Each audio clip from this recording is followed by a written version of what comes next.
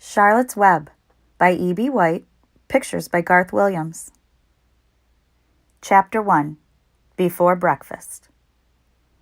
"Where's Papa going with that axe?" said Fern to her mother as they were setting the table for breakfast. "Out to the hog house," replied Mrs. Arable. "Some pigs were born last night." "I don't see why he needs an axe," continued Fern, who was only 8. "Well," said her mother, "one of the pigs is a runt. It's very small and weak, and it will never amount to anything. So your father has decided to do away with it." "Do away with it?" shrieked Fern. "You mean kill it? Just because it's smaller than the others?" Mrs. Arable put a pitcher of cream on the table. "Don't yell, Fern," she said. "Your father is right. The pig would probably die anyway." Fern pushed a chair out of the way and ran outdoors. The grass was wet, and the earth smelled of springtime. Fern's sneakers were sopping by the time she caught up with her father. "Please don't kill it," she sobbed. "It's unfair." Mr. Arable stopped walking. "Fern," he said gently, "you will have to learn to control yourself." "Control myself?" yelled Fern.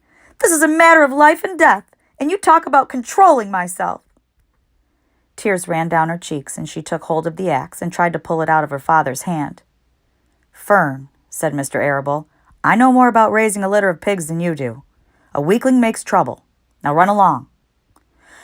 "But it's unfair," cried Fern. "The pig couldn't help being born small, could it? If I had been very small at birth, would you have killed me?"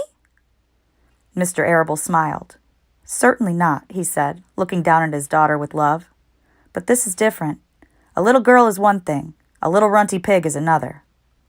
"I see no difference," replied Fern, still hanging on to the axe. "This is the most terrible case of injustice I have ever heard of."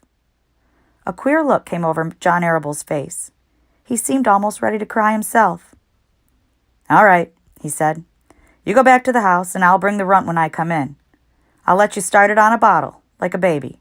Then you'll see what trouble a pig can be." When Mr. Arable returned to the house half an hour later, he carried a carton under his arm. Fern was upstairs changing her sneakers.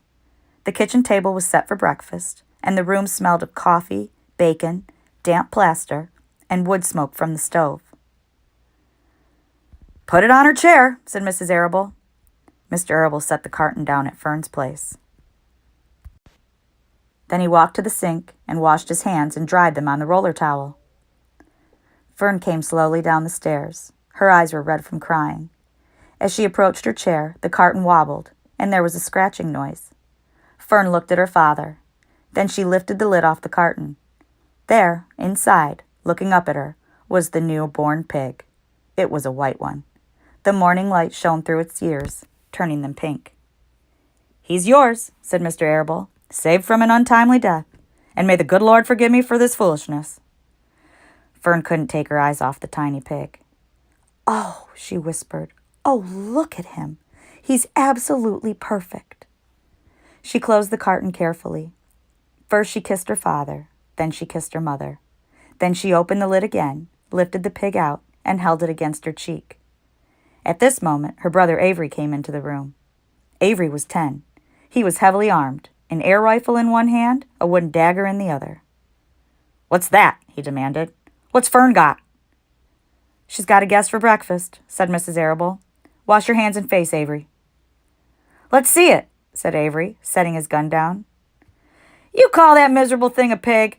That's a fine specimen of a pig. It's no bigger than a white rat."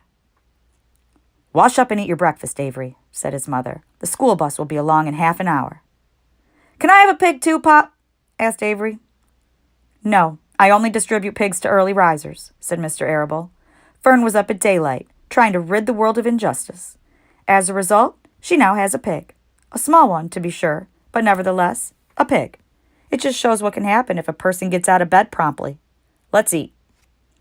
But Fern couldn't eat until her pig had a drink of milk. Mrs. Arable found a baby's nursing bottle and a rubber nipple. She poured warm milk into the bottle, fitted the nipple over the top, and handed it to Fern. "Give him his breakfast," she said. A minute later, Fern was seated on the floor in the corner of the kitchen with her infant between her knees, teaching it to suck from the bottle. The pig, although tiny, had a good appetite and caught on quickly. The school bus honked from the road. "Run!" commanded Mrs. Arable, taking the pig from Fern and slipping a donut into her hand. Avery grabbed his gun and another donut. The children ran out to the road and climbed into the bus. Fern took no notice of the others in the bus. She just sat and stared out the window, thinking what a blissful world it was and how lucky she was to have entire charge of a pig. By the time the bus reached school, Fern had named her pet, selecting the most beautiful name she could think of. "Its name is Wilbur," she whispered to herself. She was still thinking about the pig when the teacher said, "Fern, what is the capital of Pennsylvania?" "Wilbur," replied Fern dreamily. The pupils giggled. Fern blushed.